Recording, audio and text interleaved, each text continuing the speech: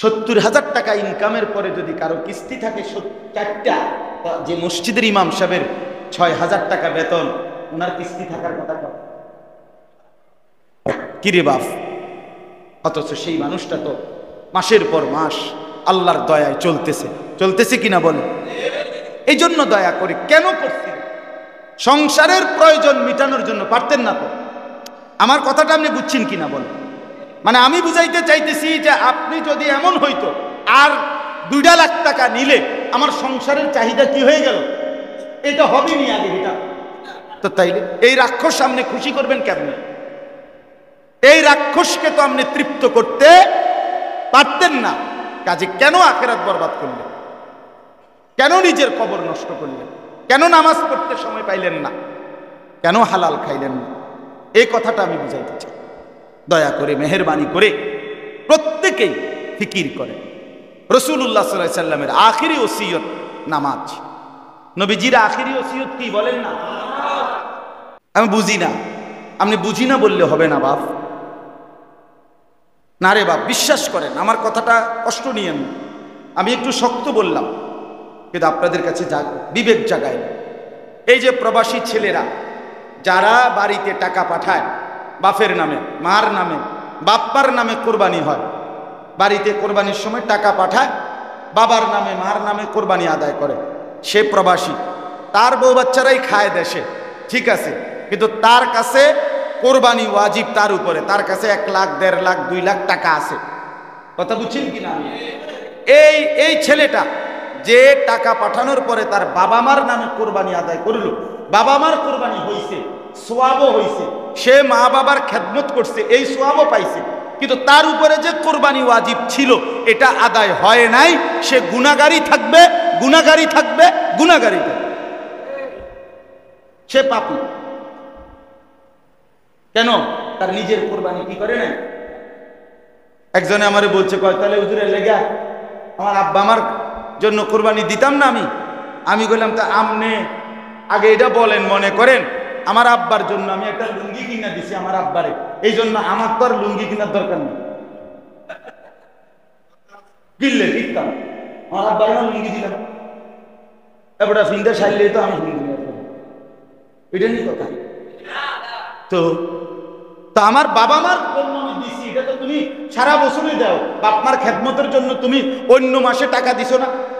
কথা বলেন, একটা সন্তান বিদেশি ছেলে সে কি শুধু প্রত্যেক কোরবানির সময় নিয়ে টাকা দেয়, আর কোনো মাসে টাকা দেয় না? তো ওই সময় দিছো যেই সূত্রে, এখনো দিছো ওই সূত্রে, সেটা তো আলাদা বিষয়। তো তোমার কোরবানি কই? আমাদের দেশে অবিবাহিত ছেলে চাকরি করে, ব্যবসা করে, কিন্তু অবিবাহিত, এখনো বিয়ে করে না, সাবালক, বুঝেন নাই কথাটা? তাদের অসংখ্য ছেলেদের উপরে কোরবানি ওয়াজিব, কিন্তু এরা কোরবানি দেয়। তো মনে করে বিয়ে করছি না, আমার পিতা কোরবানি না। কোরবানির জন্য বিবাহিত হওয়া শর্ত নয়। এরকম অনেক বিষয়। যাই হোক, আমি ইরিয়ন সব বললে সময় হবে না, রাত হয়ে গেছে অনেক। আপনাদের কাছে আমি এটাই বললাম, দিন শিখতে হয়। এই যে ইসলাহি মজলিস, আজকের এই ছোট্ট মজলিসের দ্বারা, গরম হোক, একটু রাত হইছে, একটু কষ্ট হইছে, কিন্তু এতটুকু বিবেক অনুভূতি আপনার ভিতরে তো হইছে যে না, দিন শেখা দরকার। এই কথাটা কি বোঝেন নাই আপনি? তাহলে এটা কি লাভ হয় না? আল্লাহর কোরআন শিখতে হবে, সময়কে কাজে লাগাইতে হবে, জিন্দেগি কাজে লাগাইতে হবে বাপ। খামখেয়ালি করলে হবে না রে বাপ। যুবক ভাই আপনাদেরকেও বলি, নওজোয়ান তোমাদেরকেও বলি, বাপ এই হায়াত আর ফিরবে না, এই রাত আর আসবে না। এই মনে করেন আজকে 14ই জুলাই 2024 রবিবার, এই শিরোনাম পৃথিবীতে আর আসবে না। আসবে কি বল? আগামী বছর 14ই জুলাই হবে, কিন্তু সেটা তো 2025। আগামী সপ্তাহে রবিবার হবে, কিন্তু সেটা তো 14 তারিখ। এই শিরোনাম 14ই জুলাই রবিবার আর কোনোদিন আসবে পৃথিবীতে? তার মানে আমার জিন্দেগির হায়াতের এক এক সেকেন্ড আর কখন, প্রত্যেকটা রাত কিতাবে আছে। পৃথিবীবাসীকে ডাক দিয়ে বলে, জগৎবাসী আমারে কাজে লাগাও, আমি আর আসব। প্রতিটা দিন সকালবেলা দুনিয়াবাসীকে বলে, জগৎবাসী, হে পৃথিবীবাসী, আমারে কাজে লাগাও, আমি আর আসবো। নওজোয়ান ছেলেরা, আপনাদেরই সন্তান, দিনের পর দিন, রাতের পর রাত মোবাইলে নাচ গান, অশ্লীল ছবি, জেনা বেবিচারের দৃশ্য, উলঙ্গ দৃশ্য দেখে হায়াত শেষ করতে, সারা রাত সারা দিন সমবয়সী বন্ধুদের আড্ডায় শেষ। চুল দেখলে মনে হয় না মুসলমানের সন্তান, জামা পোশাক দেখলে মনে হয় না মুসলমানের সন্তান, পেশাব করে পানি নেয় না, টয়লেট পেপার ব্যবহার করে না, মন চাইলে দাঁড়াইয়া পেশাব করে, মন চাইলে বৈশা পেশাব করে। আহা, জন্তু জানোয়ারের মতো, খবর না আসছে কোত্থেকে, কে পাঠাইছে, কেন আসছে পৃথিবীতে, কোত্থেকে আসলো, কি করছে। হায় আল্লাহ, এ কেমন জীবন বাপ, এ কেমন সন্তান, এটা কেমন পরিবার, এটা কেমন সংসার। খোদার 365 দিন, এক বছরে কোনো দিন ফজরের নামাজ আপনার 16 বছরের ছেলেটা আপনার ঘরে ঘুমাইয়া কোনো দিন ফজরের নামাজ পড়ে না। এত বড় জানোয়ার আপনার ঘরে কেমনে ঘুমায়?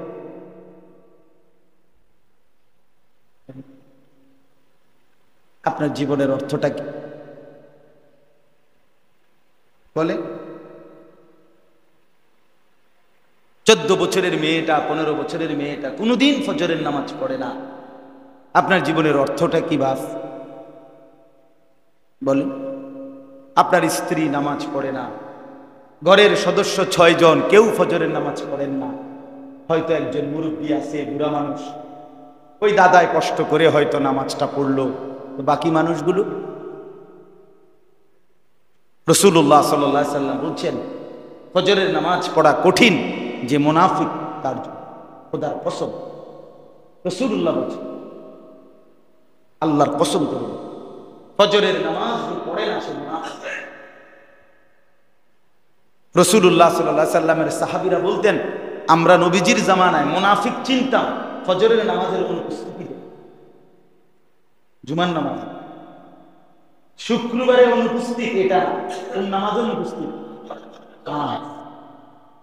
হাদিসে আছে, নবীজির ফজরের নামাজ সালাম ফিরাইয়া নবীজি জিজ্ঞেস করতেন, মাঝে মাঝে যাকে সন্দেহ করতেন মুনাফিক, জিজ্ঞেস করতেন, আফিল মসজিদে ফুলান, মসজিদে অমুক আছে? সাহাবীরা ডানে বামে তাকাইয়া বলতেন না। নবীজি বলতেন, হ্যাঁ সন্দেহ করছিলাম, এখন নিশ্চিত হলাম। কি ব্যাপারে? ফজরের নামাজ বাপ, ফজরের নামাজ কোরআনুল কারীমের মধ্যে আছে, আল্লাহ তাআলা অতীতের অসংখ্য নাফরমান জাতি, বিভিন্ন নবীর আমলে যারা নাফরমানি করছিল, ওনাদের কওম যাদেরকে আল্লাহ ধ্বংস করে দিছে। আপনারা এটা জানেন না যে বহু নবীর কওমকে আল্লাহ কি করে দিছে? এই যত জাতিকে আল্লাহ ধ্বংস করছে এর অধিকাংশই ফজরের ওয়াক্ত। কোরআন আমি একটা একটা করে ধরে দেখাইতে পারি ইনশাআল্লাহ। ফজরের ওয়াক্ত, ফজরের নামাজের সময় নাফরমানকে আল্লাহ ধ্বংস করে দেয়। ফজরের নামাজে ইমানদারের বিজয় হয়। এজন্য ফজরের নামাজ মুমিনের নামাজ। রাসূলুল্লাহ সাল্লাল্লাহু আলাইহি সাল্লাম বলে, যে ফজরের নামাজ পড়লো ফাহুয়া ফি জিম্মাতিল্লাহ, সে আল্লাহর জিম্মায় চলে গেল, আল্লাহ তাকে নিজের করে নিলেন। নবী সাল্লাল্লাহু আলাইহি সাল্লাম বলেন, ফজরের নামাজ যে পড়ে না আসবাহা খবিসান, নবীজি বলছেন এটা ভোরবেলায় একটা খবিস ঘুম থেকে উঠবে। খবিস বেটা, তুই খবিস, খবিস বেটা, খবিস। রাসূলুল্লাহ যে ফজরের নামাজ পড়ে না এটা খবিস। আর খবিস থাকে কোথায়? নবীজি বলছে খবিস থাকে বাথরুম পায়। এই জন্য নবীজি পেশাব পায়খানায় ঢুকবার আগে খবিস থেকে বানা চাইতেন কিনা? আল্লাহুম্মা ইন্নী আউযু বিকা মিনাল খুবুসি ওয়াল খাবাইস। আল্লাহ আমি খবিস থেকে কি চাই? তার মানে খবিস থাকে কোথায়? পায়খানা। তুমি খবিস বেটা। ফজরের নামাজ যে পড়ে না সে খবিস, কাসলান। নবীজি বলছে অলস, অপদার্থ, অকর্মণ্য। একটা ফালতু লোক, ফালতু মানুষ। রাসূলুল্লাহ সাল্লাল্লাহু আলাইহি সাল্লাম বলেন, আপনি রাগ করার কোনো সুরত নাই।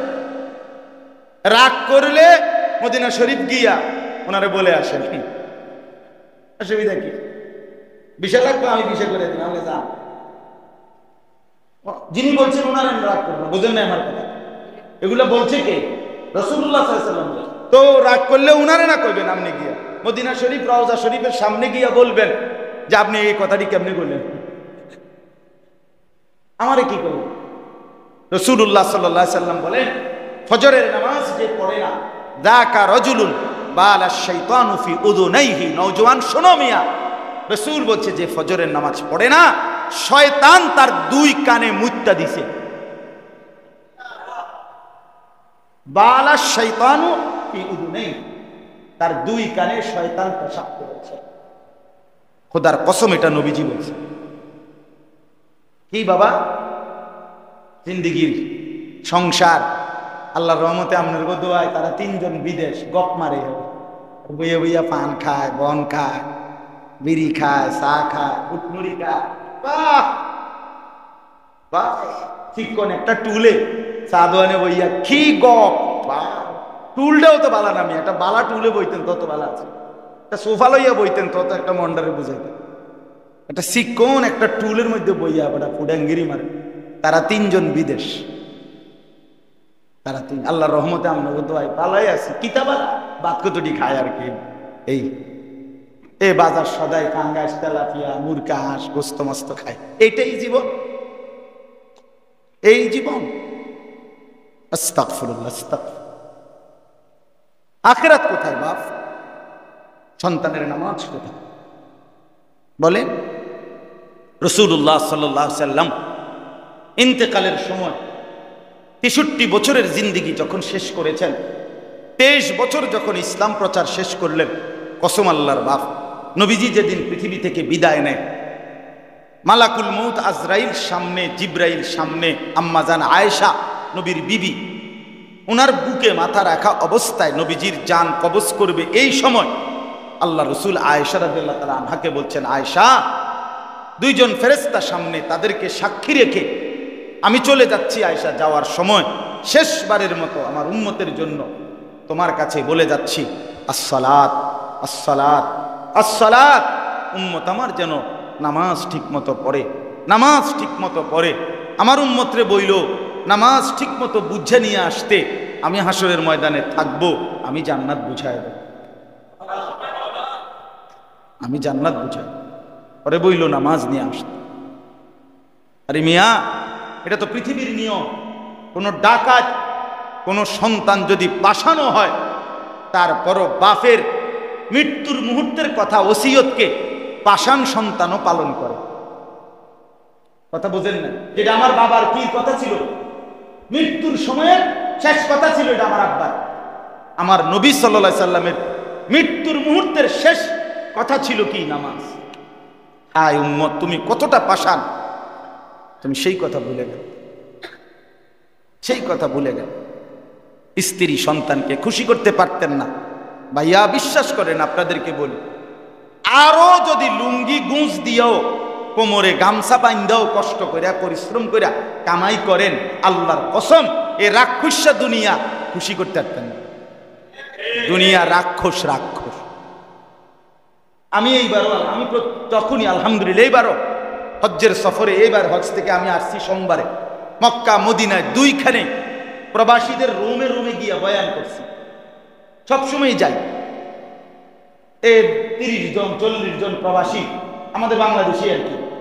আমি অনেকের কাছে শুনি, ব্যক্তিগতভাবে কথা বলি, কি অবস্থা ভাই, 18 বছর না 28 বছরও বিদেশ করেও বউ বাচ্চা, সংসার, মা বাপ, পরিবার সন্তুষ্ট করতে পারে,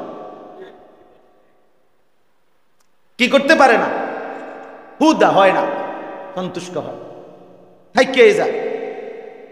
আমি আজকেও বলছি, আমি এক বেটার 4 কোটি টাকা দিয়ে 2 তালা বিল্ডিং করছে, 4 কোটি খরচ করে এই বাংলাদেশে। আমি ওই বিল্ডিং এ গেছি, ওনার দাওয়াত, অত্যাধুনিক বাড়ি, আলিশান বাড়ি। ওনার ডেঙ্গু জ্বর হয়েছিল, ফু দিতাম, গেছিলাম ওনার। বেড়ায় আমার আবদার করে নিছিল, দোয়া করতাম। 4 কোটি টাকা খরচ করে বাড়িটা করছে। গিয়ে দেখি বাথরুমে, আমি গেছি এটার ভিতরে, বাথরুমে গিয়ে দেখি সিটকারির যে দরজার কড়াটা, সিটকারিটা এটা যে বল্টুটার মধ্যে লাগায়, বুঝেন নাই? সিটকারি বুঝছেন তো? এই সিটকারিটা যে একটা ছোট্ট যেটার মধ্যে লাগায় আর কি, সিটকারিটা বল্টুটা, এইটা নাই। এখন আমি বাথরুমের দরজাটা কেমনে লাগাইতাম? কন্যাকা পরে বালতি ছিল, এটার ভিতরে একটা বালতির মধ্যে অর্ধেক পানি নিয়ে এটারে দরজার মধ্যে ঠেলা দিয়ে তৈরি করছি। পরে বাইরে ইয়া কইলাম, ভাই 4 কোটি টাকার বাড়ি তো বল্টু নাই, এর নাম দুনিয়া। মানে দুনিয়া থেকেই যায়। দুনিয়া কি হয়ে যায়? দুনিয়া পূরণ হয় না বাপ, দুনিয়া রাক্ষস। এই পরিবারে, এই সন্তান পরিবার বসত সব রাক্ষস, তারা জীবনও তৃপ্ত। আপনি মরার পরেও আপনার পরিবার উপার্জন বন্ধ করে দিবে। কথা বলেন না কেন? কামাই রোজগারি করা ওরা ছেড়ে দিবে না। তাইলে প্রয়োজন তো থেকেই গেল। আপনি কি শেষ করলেন? তাই যদি এমন হইতো আমি গুছাইয়া দিয়ে গেছি, কমপক্ষে আমার জিফু তার পরবর্তী 200 বছর আর কি করতে হবে না, তাইলে না মনটারে বুঝাইতাম। কই, একদিনও তো উপার্জন থামে না। আল্লাহ আমাদেরকে বুঝ দান করেন।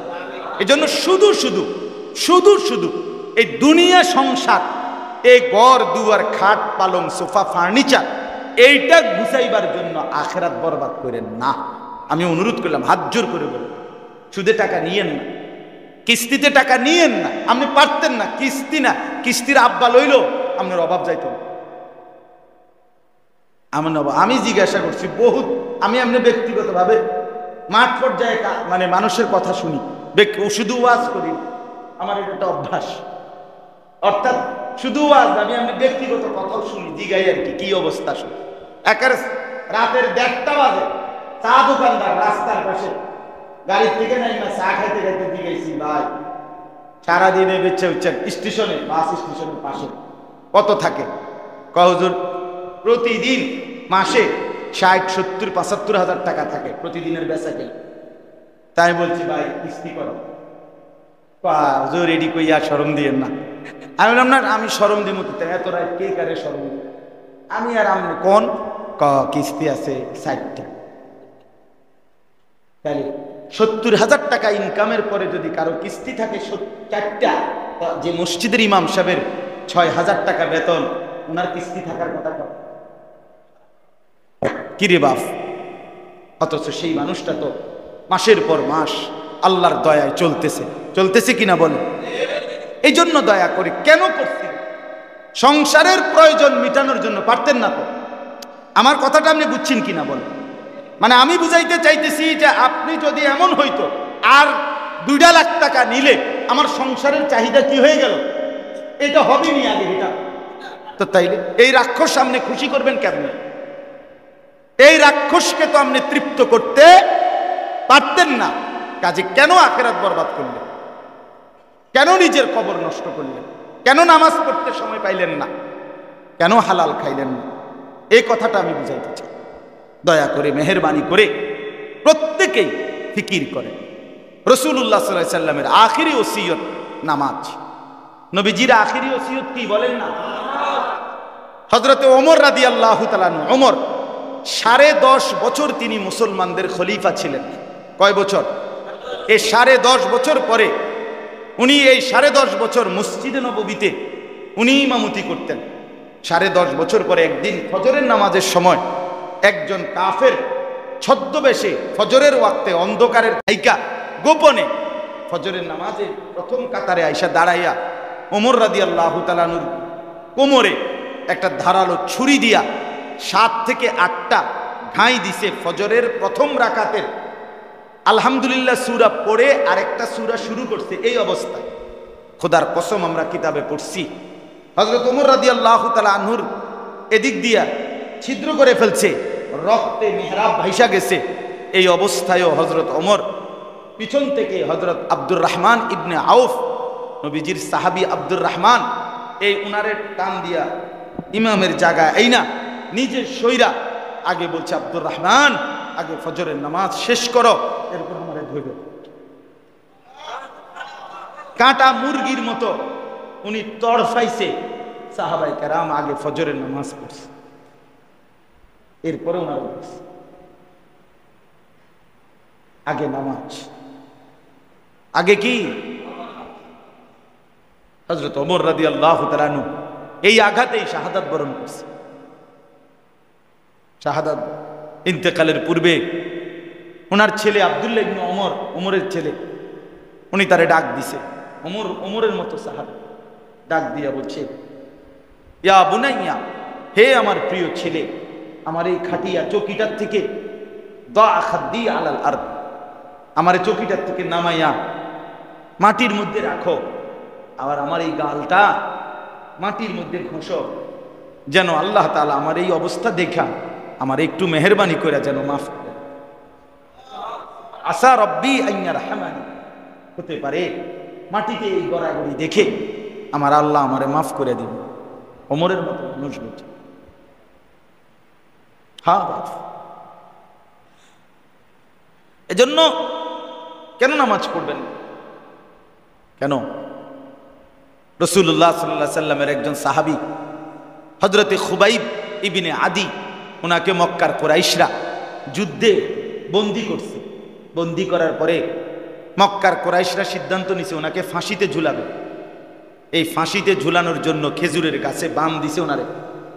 বান দিয়া মক্কার ছেলেরা বর্ষা দিয়া ওনারে সারা শরীর চালনির মতো ছিদ্র ছিদ্র করে ঘাই করে ফেলছে। সারা শরীর থেকে টপ টপ টপ টপ করে রক্ত পড়ছে। উনি এরকম ঘাড় ফেলাইয়া রাখছে তানঈম নামক জায়গায়। তানঈম মানে, এখানে কেউ হজে গেছিলেন? কেউ বুঝছেন? হজ উমরায় যান নাই কেউ আপনারা এখানে?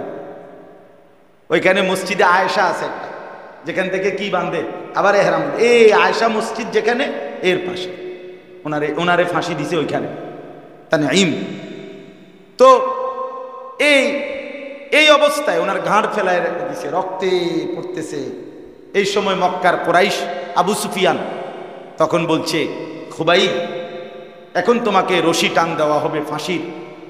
এর আগে লাস্ট মৃত্যুর পূর্বে শেষ কোনো তামান্না আছে কি? ফাঁসির আসামিকে শেষ ইচ্ছা পূরণের কি দেওয়া হয়? সুযোগ দেওয়া হয়। ওনাকে বলছে, তোমার শেষ ইচ্ছা কি? খোদার কসম কিতাবে আছে, আমরা নিজে পড়ছি আরবি কিতাব।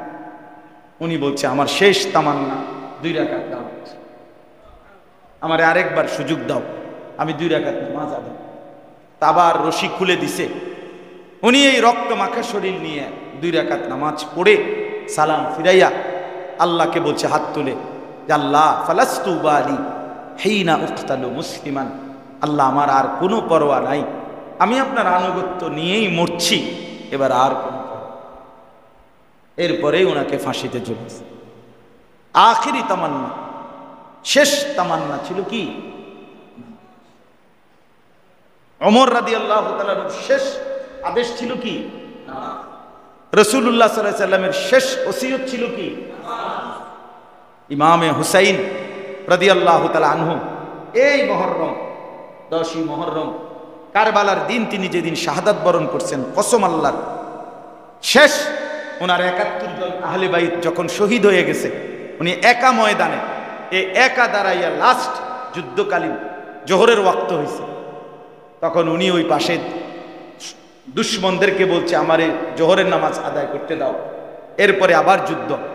তো শিমার জিল জৌশান, শিমার যারে আপনারা শুনছেন নাম, সে বলছে ওই পাশ থেকে, হুসাইন, তোমার এই জোহরের নামাজ পড়তে দেয়া হবে না, তার আগেই তোমার গর্দান তোমার দেহ থেকে আলাদা করে ফেলা হবে, কসম আল্লাহ। ইমাম হুসাইন সাথে সাথে বলছে, শিমার, তোর যা মন চায় তুই তাই কর, আমি নিয়ত বাঁধলাম, আল্লাহু আকবার।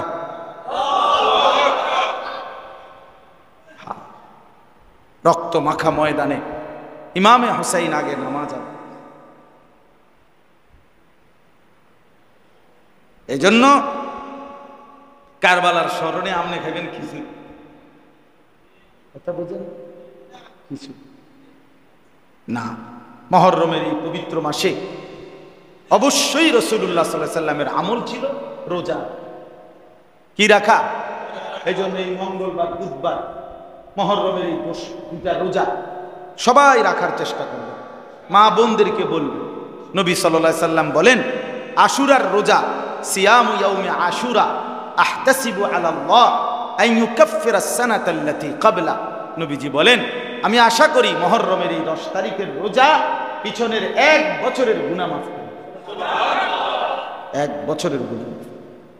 এই জন্য এই মঙ্গল বুধবার হলো 9 মুহররম, 10ই মুহররম রোজা রাখার ফিকির করবেন। কালকে সোমবার, তারপর কালকে রাত্রে দিবাগত রাতে সেহরি খাবেন, মঙ্গলবার রোজা রাখবেন, মঙ্গলবারে আবার সেহরি খাবেন, বুধবারে কি রাখবেন? মা বোনদেরকে বলবেন। আল্লাহ আমাদেরকে তৌফিক দান করেন, আল্লাহ তাআলা কবুল করেন। যুবক ভাই অনেক বসছেন, মাশাআল্লাহ মাশাআল্লাহ। আমার নওজোয়ান বন্ধুরা সবাই মিলে নিয়ত করো ভাইয়া, কেন নামাজ পড়বা না ভাইয়া? এই জিন্দিগি নষ্ট করে দেওয়ার কোনো অর্থ নেই। আজকে সমাজের অবস্থা হলো, বাপ ছেলেরা বলি আমি, কেউ কারো দিকে নজর নাই, কারো সবাই আলাদা আলাদা হয়ে গেছে। বাপ মা আত্মীয় স্বজন কারো হাতে সময়, কারো হাতে সময়, সবাই সবার মতো।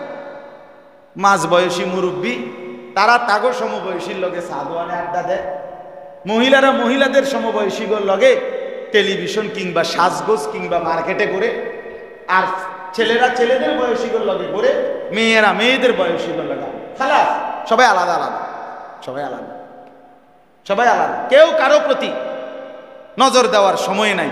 কিন্তু এরপরও নিজেকে নষ্ট করার সুযোগ নাই। হাসরের ময়দানে এ কথা বললে হবে না যে আমার আব্বা মা আমার দিকে খেয়াল করে নাই। আমি বললাম কেমন? প্রমাণ কি? প্রমাণ কোরআন থেকে বলছি।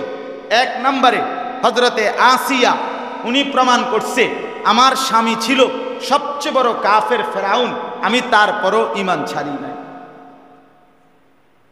আচ্ছা, হযরত নূহ আলাইহিস সালাম উনি প্রমাণ করছেন ওনার স্ত্রী ছিল শেষ দিন পর্যন্ত কাফের, কিন্তু আমি স্বামী স্ত্রীর কারণে ঈমান ছাড়ি নাই।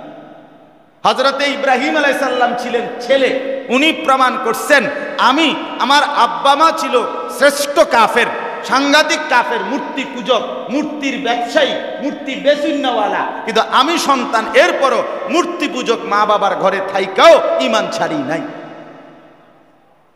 কথা বুঝছেন কিনা বলেন? রাসূলুল্লাহ সাল্লাল্লাহু আলাইহি ওয়াসাল্লাম তিনি প্রমাণ করছেন আমার চাচা, আমার খানদানের অধিকাংশ কাফের মুশরিক হওয়ার পরেও আমি 1 সেকেন্ডের জন্য আল্লাহকে ছাড়ি নাই। আপনি কি বলবেন? এই জন্য ছেলেদেরকে বললাম, ভাইয়া নিজের ফিকির রাখো, কমপক্ষে নিজের ভালো বুঝো, নিজের ভালো বুঝো, নিজের ভালো, নিজের ভালো, নিজের ভালো, নিজেরে নষ্ট করে দিও না। শুধু নারী, ছবি, অশ্লীল দৃশ্য। এক নারীর জন্য আমরা পৃথিবীতে আসি নাই যে 24 ঘন্টা মোবাইলে শুধু অশ্লীল ছবি, নাচ গান, নর্তকী, বেড়ি লইয়া পড়ে থাকতে হইব না। বেড়ি শুধু জীবন না। পৃথিবীতে আসার অর্থ শুধু লজ্জাস্থানের এই একটু চাহিদা পূরণের জন্য আমি পৃথিবীতে আসি নাই, শুধু এই একটা কামের জন্য আমি আসি নাই পৃথিবী। আমি খোলামেলা বললাম। এই জন্য দয়া করে ছেলেরা নষ্ট হইও না বাপ। সমবয়সী বন্ধু নষ্ট করে দেয় বেশি, গড়ে দেয় কম। সমবয়সী এক হমাইনা পোলা পায়, নষ্ট করে বেশি, গড়ে দেয় কম। আগায়া দেয় না, পিছায়া দেয়। নেক কাজের উৎসাহিত করে না, গুনার কাজে উৎসাহিত করে। তোমার মোবাইলে এমবি নাই, হেতের মোবাইল দিয়ে তোমার বেড়ি দেখাইব, বুঝো না?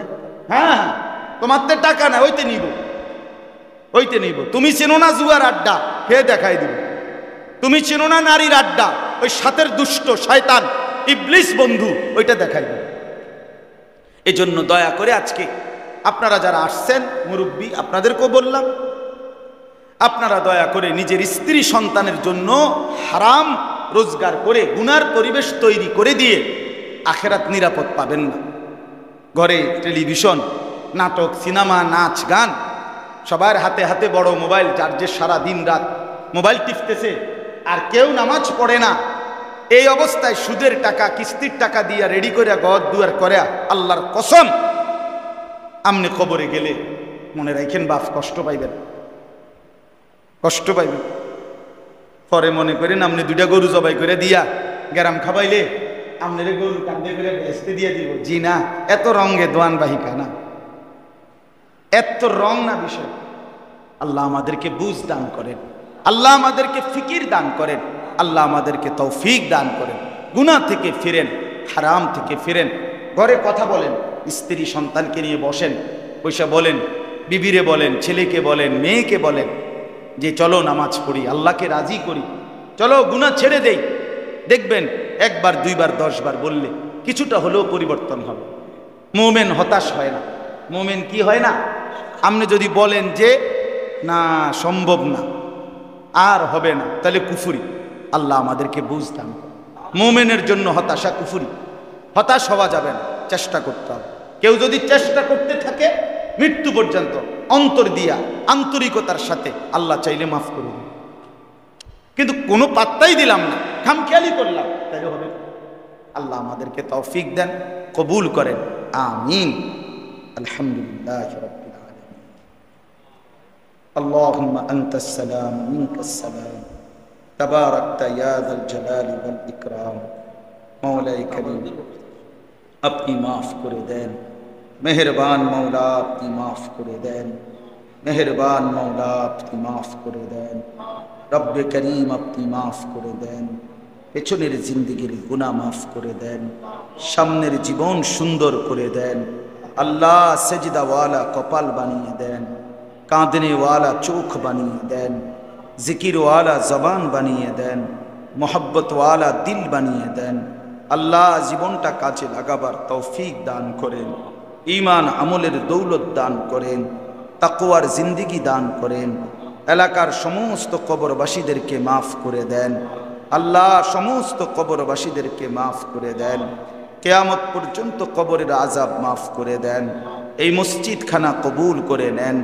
মসজিদের ইমাম, খতিব, মুয়াজ্জিন, মুসল্লি, কমিটি, এলাকাবাসী সকলকে মাফ করে দেন, উত্তম বিনিময় দান করেন। আল্লাহ এলাকার প্রতিটা মুসলমানকে দ্বীন ও ঈমানের বুঝ দান করেন।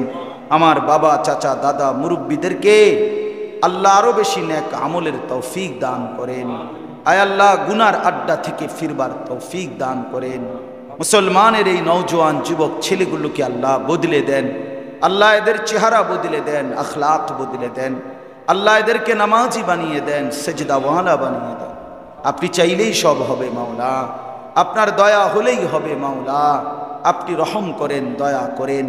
হাজারো মানুষকে আপনি বদলে দিয়েছেন আল্লাহ, আপনি এই ছেলেগুলোকেও বদলে দেন।